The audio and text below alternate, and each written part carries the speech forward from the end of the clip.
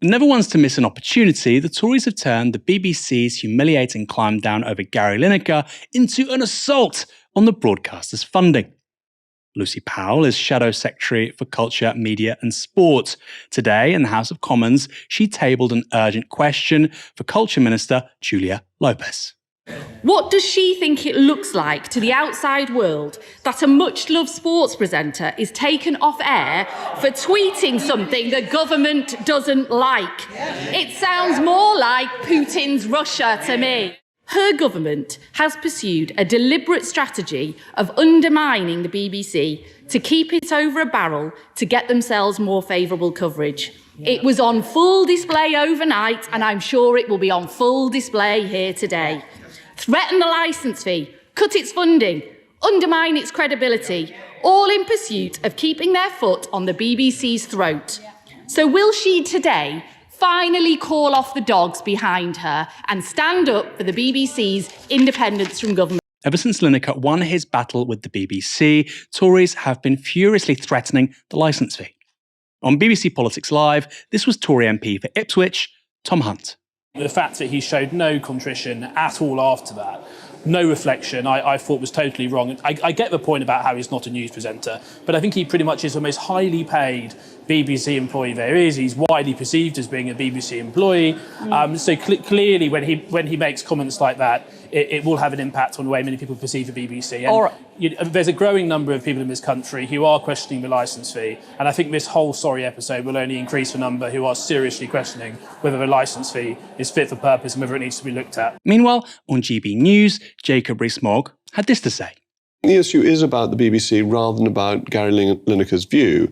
He's entitled to have any view that he wants. We are all in favour of freedom of speech and people being allowed to say things that we don't agree with or we may even find offensive. And that's absolutely fine. He can say what he likes. The issue is that the BBC is the state broadcaster and that it's funded by a tax on televisions. If it weren't, then we wouldn't need to worry about its impartiality.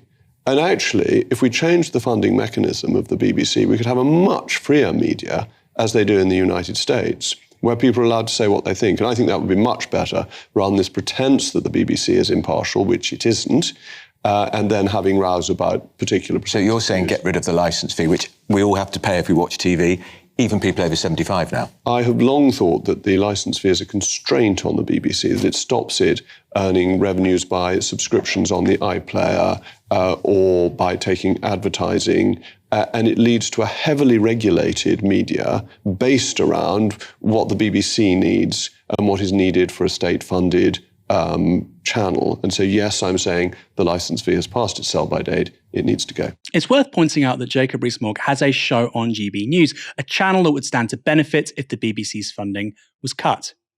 The right-wing papers have been getting in on the act too. This is the front page of the Daily Express. Has Lineker put a nail in coffin of licence fee? And the Telegraph ran with this article. The licence fee is now an anachronism.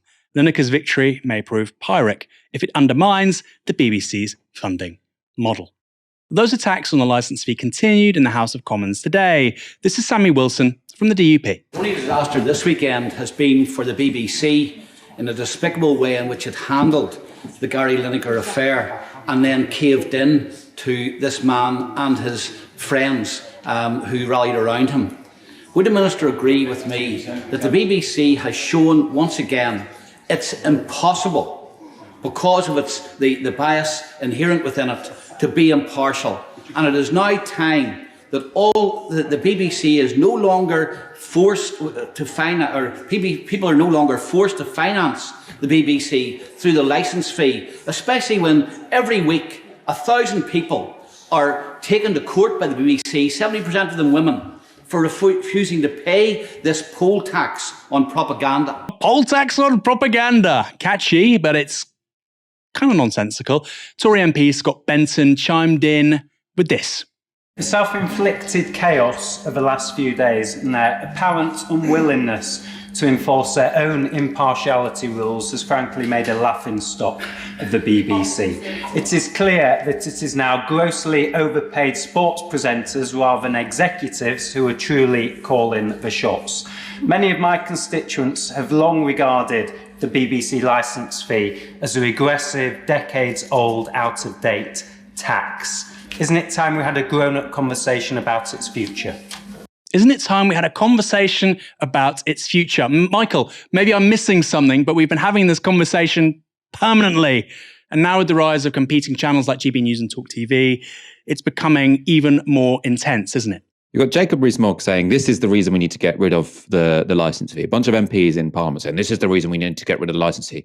This was a sports presenter tweeting an opinion. The BBC is a decent thing. You know, I think Jacob Rees-Mogg saying we want our media to be a bit more like America. I think that's kind of letting the cat out of the bag. I think, you know, American political media is a bit of a disaster, right? How should the BBC reform? Potentially, it should have a longer term funding model, right? So it's not constantly at the behest of these sort of threats from government to say we will withdraw your funding. And I think that's one of the reasons it's often sort of struggles to be independent. But just the fact that this conversation has been brought on by a sports presenter tweeting a political opinion, I think just could not be more pathetic. It's important to say one of the new variables in all of this, Michael, is the arrival and the emergence of GB News and Talk TV. Because, of course, we've had anti-BBC sentiment. Look, I'm very critical of the BBC. Anybody who's familiar with my work, I know you've been critical of the BBC before. It's not like Novara is, you know, full of BBC stans. I think we generally agree with the idea of public service broadcast. But you have clearly had a pole of attraction in this country which doesn't believe in it. And it's principally been operating through often very popular tabloid newspapers, The Sun, The Mail. But now with GB News, Talk TV, you might even argue with LBC, right? There's a fragmenting of the broadcast media environment in this country. On the one hand, that shows there's alternatives. People actually now get news from other places too.